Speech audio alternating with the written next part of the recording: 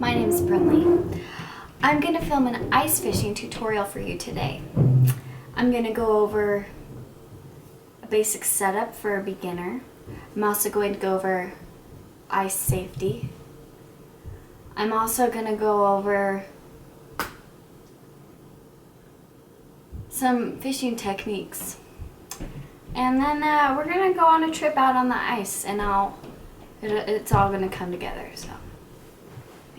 Okay, so this is a nice beginner setup because it's relatively inexpensive. This here pole is an Eagle Claw. I picked it up at Sportsman's Warehouse for $10. Also, the reel I like to use is a Shimano Syncopate reel. It's relatively inexpensive. It's $30, and you can just pick that up at Sportsman's Warehouse. They come in a variety of sizes, so you should be able to find what you prefer there. I'm going to go over what I really like about this ice fishing rod. I mean, it's not the best looking rod. However, it does have a lot of good things about it. First, there's this really nice reel seat that is really secure. I mean, a lot of ice poles have, you know, these just things that slide on and hold your reel there, and some people have a difficult time keeping their reel secure on their pole. Let's see, another thing that's awesome about this pole are the large eyes. So when you're ice fishing, there's a tendency, for the ice to build up. So if you have a really small eye, you're not going to be able to reel in until you break off that ice. Another good thing that I like to do, especially, when I'm ice fishing, is add a strike indicator. And this one, I've just secured with some duct tape, or, some people do it with wire. But just in general, this is just a really good setup for a beginner. They're inexpensive and everything. So now it's time for safety.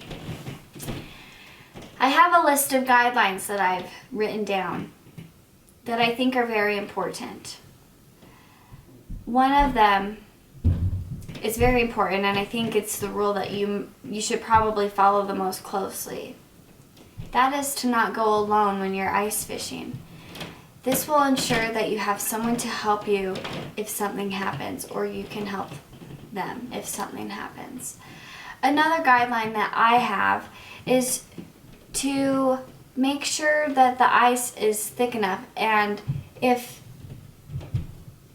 I don't really know what the crap I'm talking about, but one thing I do know, two things that I know are the thing that is to not go alone. But then this other rule, it's very important. Don't go ice fishing if you don't have a beard. This can mean life and death.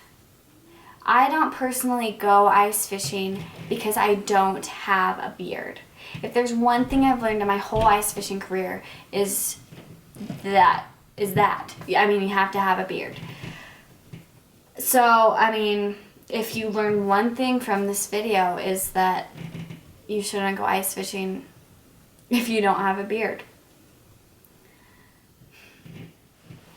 Hey, you made it through the whole video. Now's the fun part. Now we're on the ice. It's really cold, but I don't feel it because I'm ice fishing. It's so fun. So, I've already dug the hole with my auger. It only took me 2 hours. So let's get going. There's my hole. Here's my pole. I call it the open and drop. So what I'm going to do is open this, and it's going to drop. Now you're going to wait. I would say 20 minutes. Then close. Now what you do is bounce it like this. Then you'll get a bite. When you get a bite, you reel it. Well, excuse me, you gotta do this. And then you gotta reel it. But this reel's broken. Just kidding. So we're gonna reel and reel and reel and reel, and then you'll get your fish out. like this. And it's gonna be fighting and fighting and fighting. And then it breaks the line. That's called the open and drop. I hope that you have success on your next ice fishing trip. Please comment down below and let me know what you think.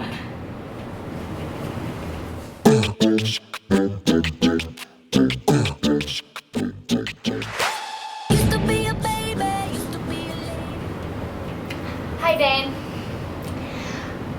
I hope you appreciated my video that I made for you in place of your video. You could just feel free to upload mine instead because I feel like it's pretty good.